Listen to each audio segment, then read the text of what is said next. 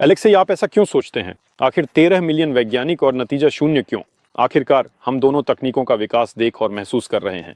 हाँ, कुछ क्षेत्रों में प्रगति है, लेकिन ऐसी ही प्रगति अन्य क्षेत्रों में भी होनी चाहिए।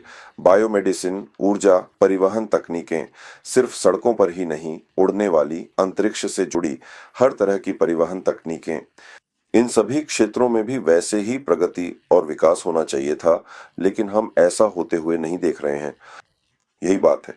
और भी सामाजिक तकनीकें हैं, अब भी मुझे याद आया, यानी समाज के संगठन की तकनीकें।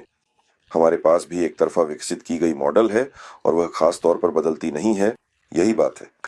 असल में सब कुछ बदलना चाहिए, यानी सब कुछ प्रगति करना चाहिए और पिछले अनुभव के संचय के नियम के अनुसार आगे बढ़ना चाहिए।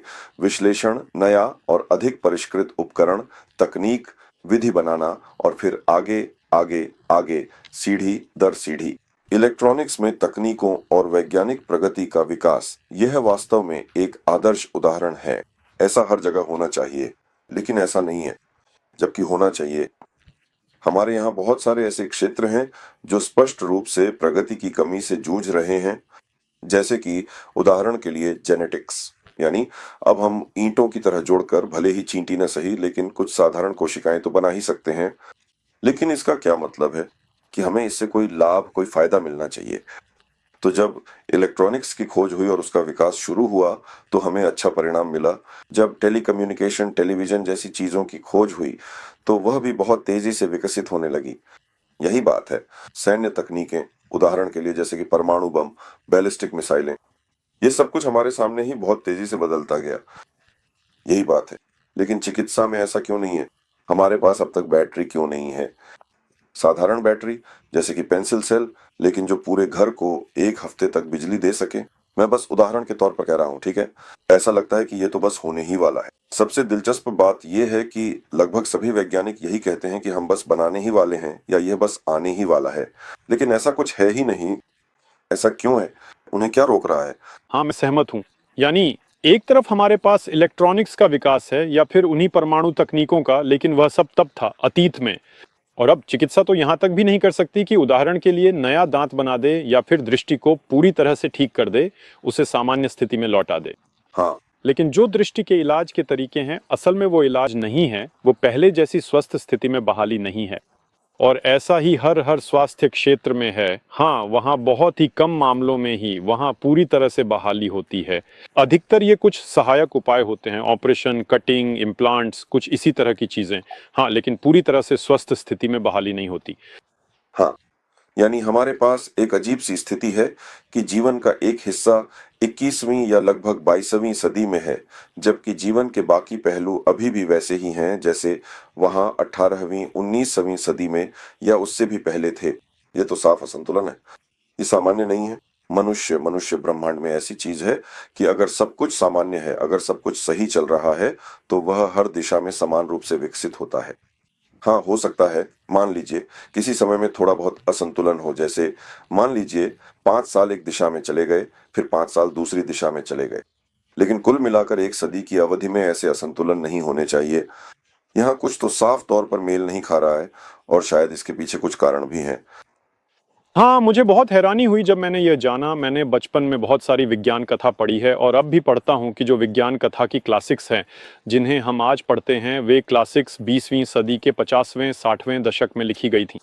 यानी आधी सदी बीत चुकी है। और विज्ञान कथा लेखकों की दुनिया में वे पहले मंगल ग्रह, दूसरी आकाश गंगाओं में उड़ान भर रहे हैं। लेकिन हम अभी तक पृथ्वी की सीमाओं से भी बाहर नहीं निकल पाए हैं। यहाँ कई महत्वपूर्ण और विचारणीय कारण हैं और हर एक के बारे में थोड़ा और अधिक विस्तार से बताना अत्यंत आवश्यक और जरूरी है। तो पहली और शायद सबसे मुख्य वजह यह है कि आधुनिक विज्ञान की विशाल और सुदृढ़ इमारत खुद को स्वतंत्र खोज और स्वतंत्र सोच का एक महत्वपूर्ण और केंद्रीय घर बताती है। लेकिन असल में ऐसा नहीं है। अगर हम हाल की कुछ हद तक प्रलेखित विज्ञान परियोजना की उत्पत्ति की कहानी देखें, तो पाएंगे कि आज जो विज्ञान हमारे पास है, वह मूल रूप से एक जर्मन परियोजना है। यह पूरी तरह से जर्मन आविष्कार है। सत्य की खोज, तर्क वितर्क, अनुभव की पुनरावृत्ति, यह सब यूं कहें तो जर्मन स्कूल की देन है। ये केवल जर्मनी तक सीमित नहीं है, बल्कि ये एक सामान्य दृष्टिकोण है, यूं कहें। ये स्कूल चर्च से निकला था। यानी असल में विज्ञान परियोजना चर्च की परियोजना के प्रतिद्वंद्वी के रूप में बनाई गई थी। चर्च की परियोजना, चर्च कोई भी धर्म, उसके केंद्र में हमेशा कौन होता है, यानी वह भगवान की सत्ता है जिसने सब कुछ बनाया, यानी कोई ना कोई कुछ और किसी को बनाता है। विज्ञान ने ठीक इसके उलट परियोजना अपनाई, यानी वहां कुछ जैसे बिग बैंग का ने कुछ बनाया और फिर किसी को, जैसे पृथ्वी पर इंसान को। खैर, न सिर्फ इंसान बल्कि सब कुछ सारी जीवित चीजें। जैसे भगवान ने सारी जीवित चीजें बनाई, वैसे ही यहाँ सारी जीवित चीजें बिग बैंग ने बनाई, जिसमें कोई छोटी सी चीज फटी जो पता नहीं कहाँ से आई थी। हाँ हाँ हाँ, और फिर इससे इससे कुछ निकला, कोई निकला। यानी ध्यान दें, यह विज्ञान की परिपाटी है, क्योंकि अगर आप किसी भी वैज्ञानिक का कोई भी इंटरव्यू सुनेंगे तो यह बात उनमें एकदम साफ साफ झलकती है।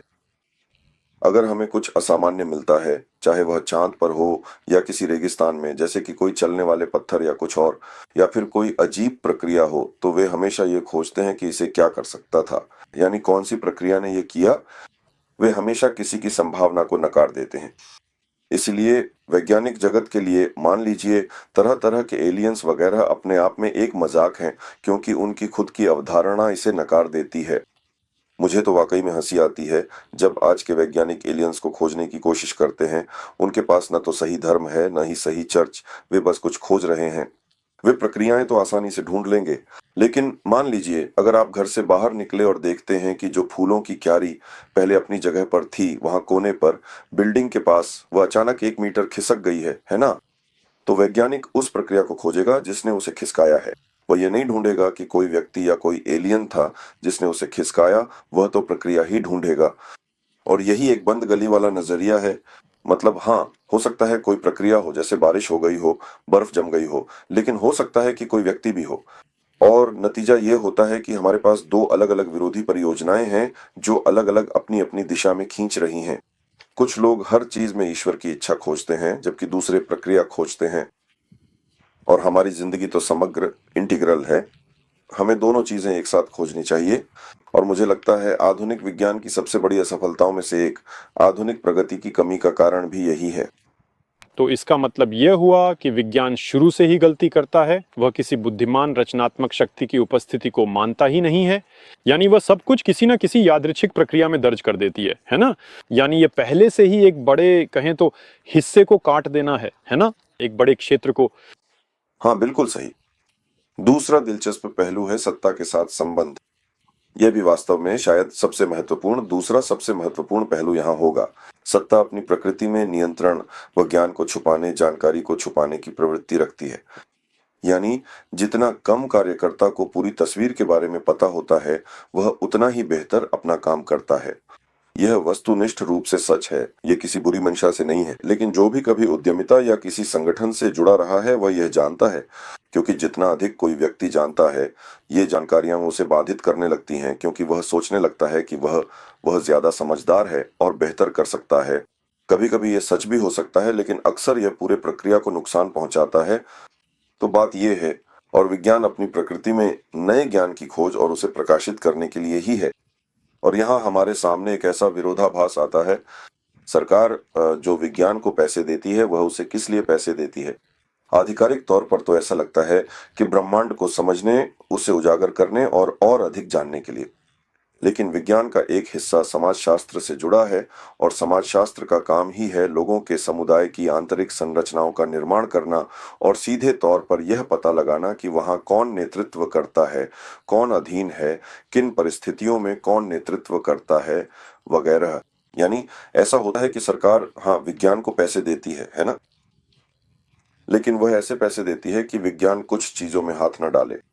और समाजशास्त्र, मान लीजिए, उन चीजों में से एक है जो स्थिति को स्पष्ट करने के बजाय और अधिक धुंधला और अस्पष्ट बना देती है। और दुर्भाग्यवश यही चीजें, वही प्रवृत्तियां दूसरी दूसरी क्षेत्रों में भी फैल जाती हैं। उदाहरण के लिए, अगर अमरता दे दी जाए तो इसका मतलब है कि पूरी व्यवस्था में सुधार करना पड़ेगा। यानी हमारे पास तुरंत जनसंख्या बढ़ जाएगी, सोचिए, और सब लोग मरना बंद कर देंगे, है ना? ये तो तुरंत सामाजिक विस्फोट है, पूरा समाज बदलना पड़ेगा, और ये तुरंत नियंत्रण खोने का खतरा है। जरा सोचिए, आपके नियंत्रण में 10 लोग थे, ठीक है, लेकिन कल को 10,000 हो जाएंगे। ओहो, इस भीड़ को कैसे संगठित किया जाए? इन्हें खाना कैसे खिलाया जाए, इन्हें इन्हें कपड़े कैसे पहनाए जाएं, इन्हें कहाँ बसाया जाए। देखिए, तुरंत ही सवाल उठने लगते हैं, है ना? देखिए, एक अच्छी पंक्ति है हमारे किसी साइंस फिक्शन कहानी या उपन्यास में। ऐसी ही एक स्थिति थी फिर से, जैसे कि हमारा निकट भविष्य हो और वहां एक वैज्ञानिक किसी राजनेता के साथ बारबेक्यू पर कहता है, अगर मैं कल सुपरवेव इंजन दे दूं और लोग पूरे गैलेक्सी में उड़ जाएं तो देखना मजा आ जाएगा। अगले दिन चुनाव हैं लेकिन वोट देने वाला कोई नहीं, सब उड़ गए। हूं ये बिल्कुल सीधे तौर पर दिखाता है कि सत्ता कुछ खास विज्ञान और तकनीक के क्षेत्रों के विकास में क्यों रुचि नहीं रखती। ये इतना स्पष्ट है कि मुझे लगता है इसे साबित करने की भी जरूरत नहीं है। ऐसा होता है कि विज्ञान फिर से जैसे कि अपने सिद्धांतों के खिलाफ जाकर सत्ता के साथ जुड़ जाता है, उसे उस सत्ता के अनुसार ढलना पड़ता है जो उसे फंडिंग देती है, क्योंकि विज्ञान खुद पैसे नहीं कमा सकता, ये तो बिल्कुल स्पष्ट है ना। इसे हमेशा फंडिंग मिलती है। जब विज्ञान पैसे कमाने लगता है तो वह विज्ञान रह ही नहीं जाता। मान लीजिए एक काल्पनिक अमेरिका है, वहां दो संस्थान हैं। एक संस्थान को तेल कंपनियां समर्थन देती हैं, दूसरे को हरित ऊर्जा वाले समर्थन देते हैं। और फिर तेल कंपनियों के लोग पहले संस्थान में आते हैं और कहते हैं, हमें ऐसे शोध चाहिए जिनसे साबित हो कि सौर ऊर्जा प्रभावी नहीं है और तेल में अभी भी बहुत भंडार बाकी है, इसलिए यह काफी स्वच्छ है। यह सौर ऊर्जा या पवन चक्कियों से भी ज्यादा स्वच्छ है, क्योंकि पवन चक्कियों में बहुत सारे ऐसे पदार्थ इस्तेमाल होते हैं जिन्हें रिसाइकल नहीं किया जा सकता। और वैज्ञानिक लिखते हैं, कोई बात नहीं, वैज्ञानिक एक शोध लिखते हैं, हाँ, तेल आधारित ऊर्जा सबसे बेहतरीन है, आखिरकार वही सबसे स्वच्छ है और सब कुछ बढ़िया है। फिर सीधे शब्दों में कहें तो वही वैज्ञानिक या उनके सहयोगी बिल्कुल उन्हीं सिद्धांतों पर, लेकिन किसी दूसरे विश्वविद्यालय में एक आधिकारिक रिपोर्ट लिखते हैं कि सौर ऊर्जा सबसे स्वच्छ है, पवन चक्कियां सबसे शानदार हैं और सब कुछ बहुत अच्छा है। यानी ये तथाकथित ऑन डिमांड विज्ञान है, जो आपको चाहिए वही हम आपको लिखकर दे देंगे। हाँ, एक और स्थिति भी है, जब जो फंडिंग करता है वह शोध की दिशा पर असर डालने लगता है, किसी तरह की बनावट या हेरफेर करता है। वह कहता है, मुझे ऐसे करके दो, ऐसे नहीं जैसे तुम चाहते हो या जैसे पूरी मानवता के भले के लिए हो। मुझे ऐसे चाहिए, मैं तुम्हें पैसे दे रहा हूं और तुम ऐसे ही करो। हाँ, आपने जो बताया वह लगभग 95% विज्ञान का हाल है। यही चाहिए, ऐसे ही होना चाहिए और यही परिणाम चाहिए। बस इतना ही।